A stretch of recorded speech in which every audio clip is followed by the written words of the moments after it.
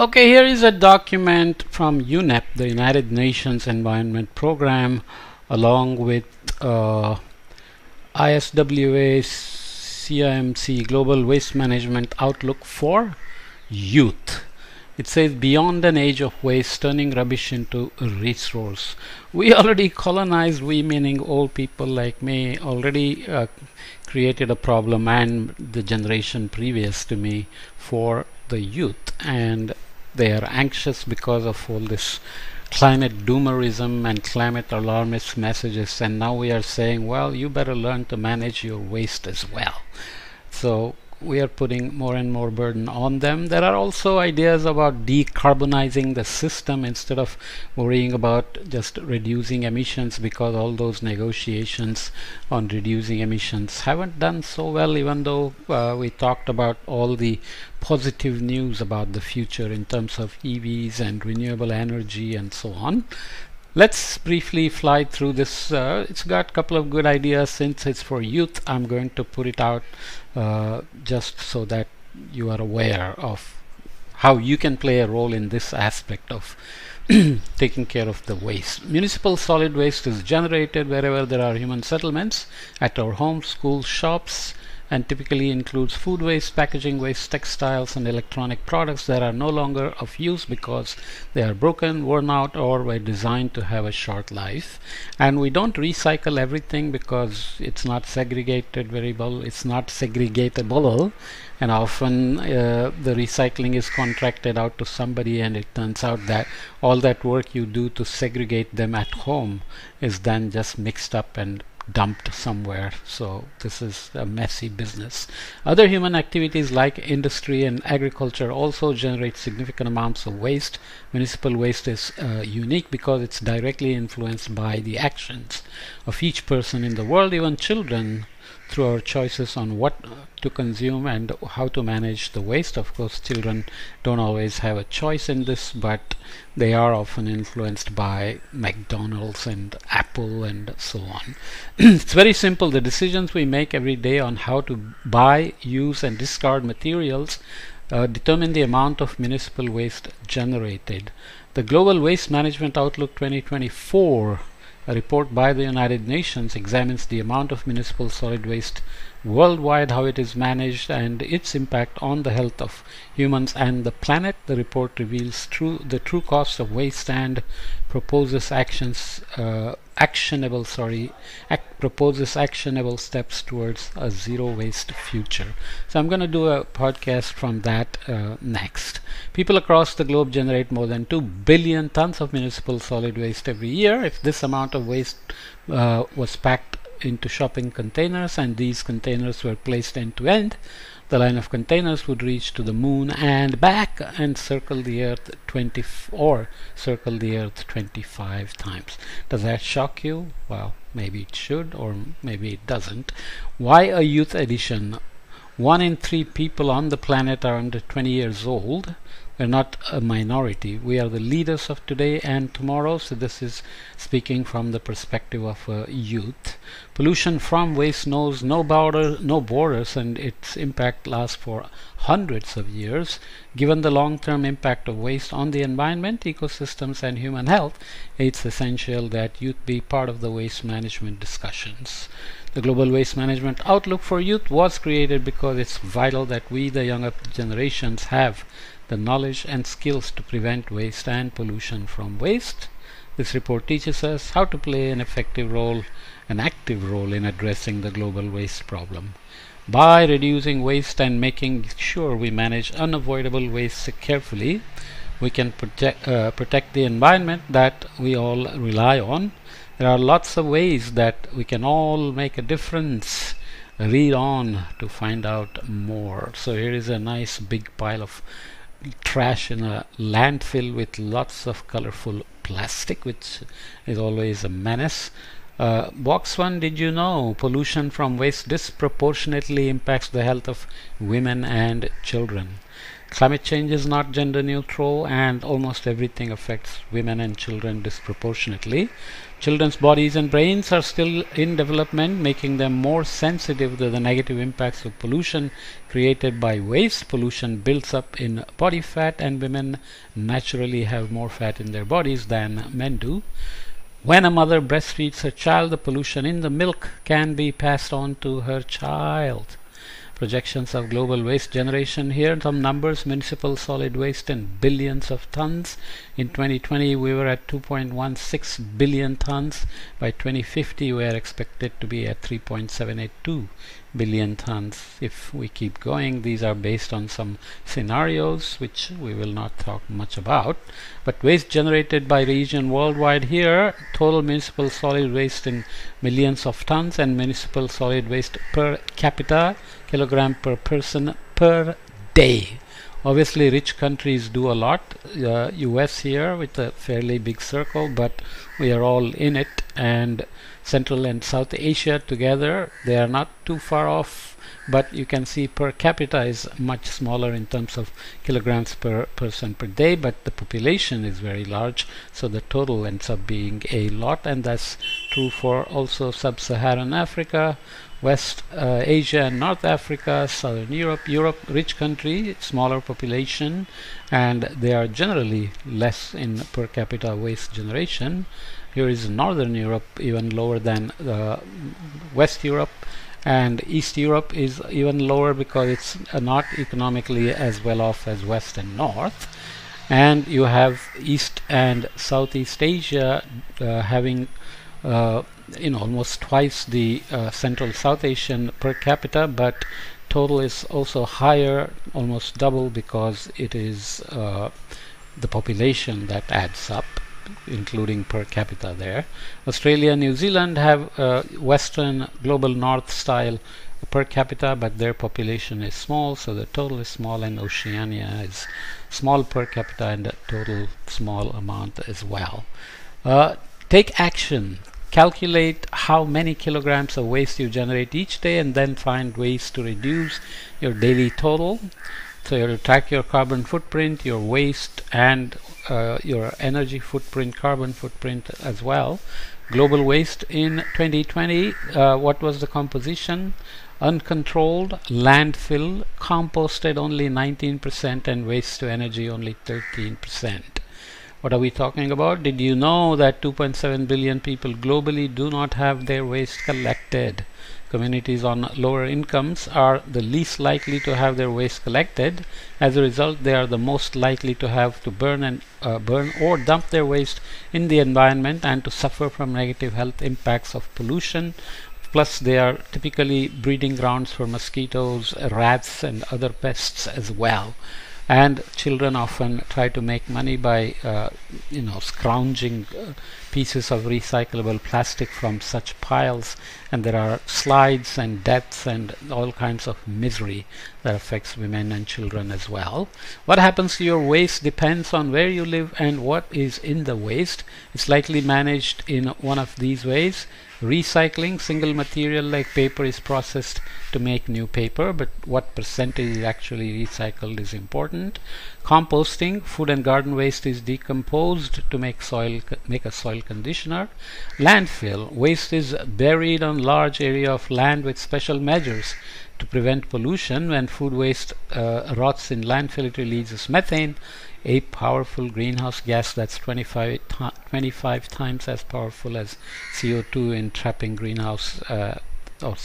thermal radiation.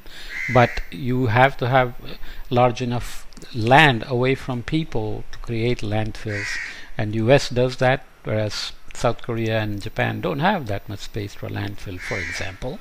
Waste to energy: waste is burned inside a facility and releases heat that is used to generate electricity. These facilities also produce a toxic ash that needs to be disposed of in a hazardous waste landfill. Open dumping: of course, people dispose of their waste on nearby land or in a river. The waste may pollute agricultural land, harm animals, attract vermin, block drains, and eventually reach the sea, causing marine pollution. Nasty stuff. Do you know millions of people work in waste collection and waste management? As I mentioned, kids scrounging is one thing, but there is a formal and informal employment sector as well in waste management and waste collection. Where the government does not provide waste management services, it's mostly done by workers in the informal economy, so they are not in the mainstream. No health care, no protection. These workers sometimes include children, often very little income, and work in dangerous conditions. Take action. Learn where the waste from your home goes and how it gets there. What are the steps involved before its terminal stage? And take action. Separate your food waste from other waste to reduce the total amount of waste that needs to be managed. Maybe you can compost your food waste yourself. Did you know a more circular economy is essential for improved waste management? We'll see an infographic on circular economy in a minute, but that's like decarbonization and sustainability and so on. All these are nice words, but nice concepts as well, but actually accomplishing them is anything but trivial. Did you know the hidden costs of dumping and burning wastes outweigh the costs of providing a simple waste management service? That's important to know. Okay, the hidden costs of dumping and burning waste outweigh the cost of providing a simple waste management service. How can we reduce our waste? There are lots of ways to reduce waste, and it starts with how products are designed. So that's not always up to you, but you can choose to buy things that are better designed if you can afford it or you have the time to research it. Products that prevent waste are designed to last a long time, are easy to repair or upgrade or repurpose, and can be dismantled for efficient recycling. To reduce our total amount of municipal waste, we need governments to encourage design for waste prevention, so policies are needed. Businesses to rethink product design, so beyond greenwashing, businesses have to inculcate circular economy and sustainability as a part of their design. Consumers to buy products that have been designed to prevent waste, but often you can get lied to, saying what is recyclable may not really be recyclable. Did you know a more circular economy is essential for improved waste management? In a circular economy, products and materials are designed to be reused or recycled so that they last as long as possible. Waste is avoided or minimized, and greenhouse gas emissions are prevented or reduced. That's the holistic view. Does it happen? Well, you need to go from raw materials to a linear economy where you have products and produced in factories with emissions. They are consumed at the retail end or at some location, school, business, and then they are disposed of and they end up in a pile of waste. Whereas the green pathway of raw materials, the design takes care of the circular economy. So you have design, product, produce, retail, consume, reuse, collect, recycle. So does it completely recycle everything? But there are concepts of upcycling where material that is recycled can be actually turned into something that is of more value than the product you consumed. All these are not just ideal, things are beginning to happen, but you can also look at the cost. Here we see the costs of waste management services in 2020 and 2050. Let's see, I'm sure I'm looking at the yeah, let's leave it here for different scenarios. The dotted lines show hidden costs of pollution from waste under each of the three scenarios. By looking at different possible scenarios, we can reduce the future we want. Here it is. So yeah, so I misplaced it and the numbering is a bit wrong.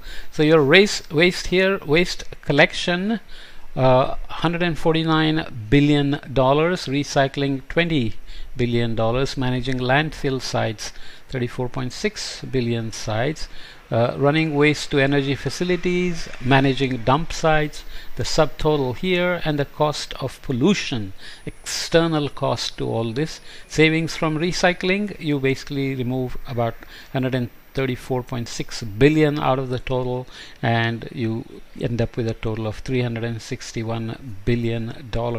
So that's your barcode for your bill. And let's look at this first. Costs of waste management, present and future. So your 2050 here.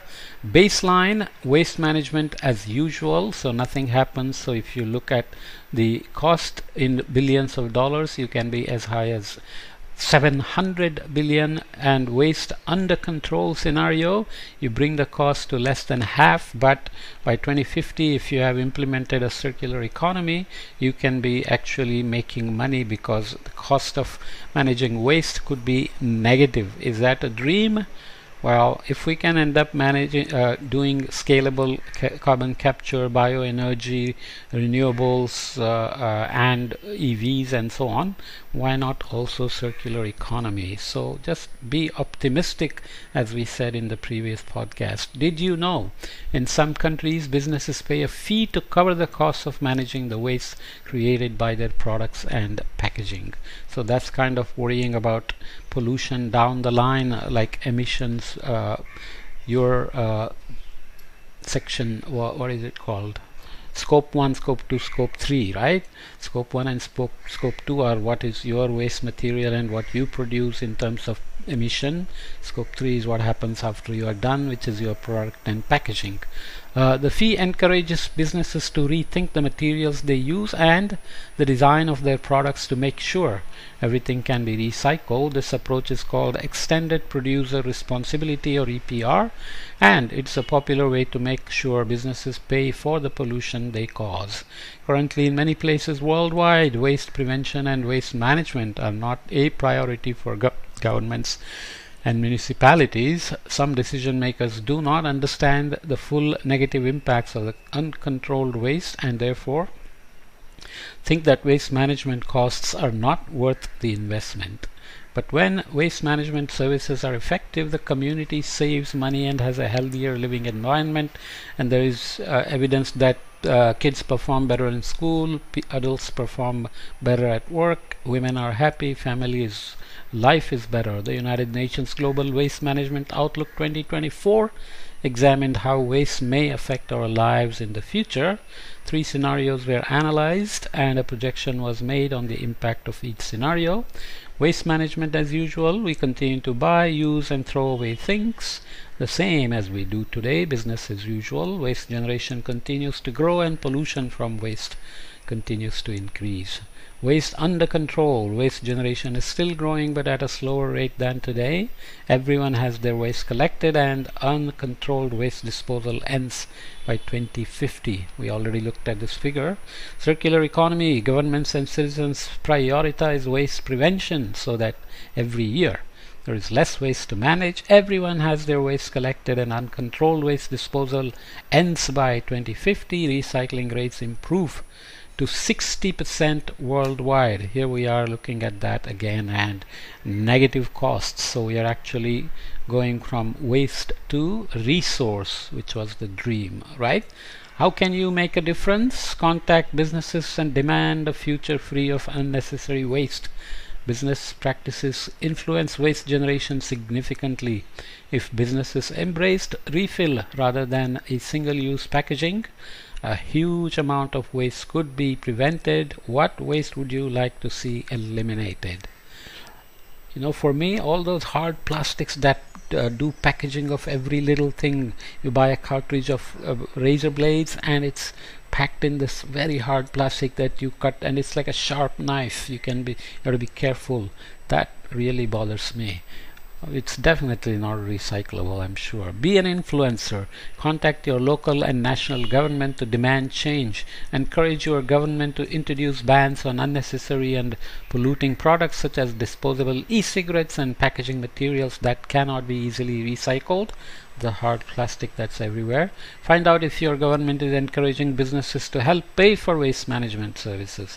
Ask your government if it has produced a circular economy roadmap and if it has included waste prevention and food waste recycling plans in its climate commitments. We looked at the food waste recycling of South Korea, 98% efficient but not necessarily transferable to other countries. Persuade the government and your local municipality to take simple steps and lead by example. For example, They could install water dispenser in the meeting rooms and ban single-use plastic water bottles. Become a change maker at your school or university, putting burden on the future generations for the sins we have already committed and continue to commit. Create a student-led sustainability club or committee to actively address waste reduction initiatives and environmental concerns. Carry out a waste audit and identify ways to reduce waste at school or college. Conduct awareness campaigns through posters, presentations, or social media to educate peers at about the importance of waste reduction and recycling. For example, initiate a zero waste week on campus. Install composting bins in the yard and turn canteen food waste into compost. Ask your teachers to explore courses on zero waste and circular economy business models, and to include solid waste management and recycling in their environmental management syllabus. Set an example for others in your community. Organize a community cleanup event to collect litter and raise awareness about the impact of waste pollution on the environment. Carry a refillable water bottle and avoid buying drinks in a single-use packaging. Bring your own shopping bag and refuse single-use plastic bags.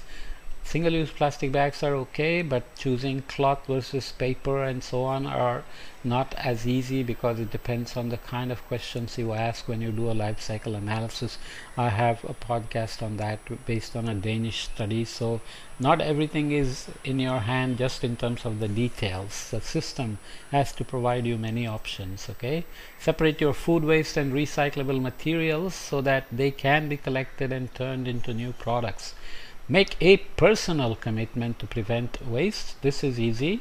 Avoid buying things that are used a small number of times before disposal.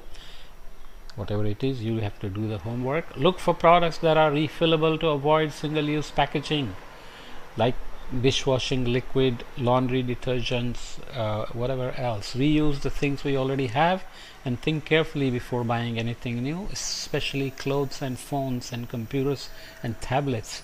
Start your own zero waste or circular economy business. Start a business that meets local needs while preventing waste through refill, reuse, recycling, or upcycling, where we recycle to produce something of more value, added value. Be a zero waste entrepreneur. This should be the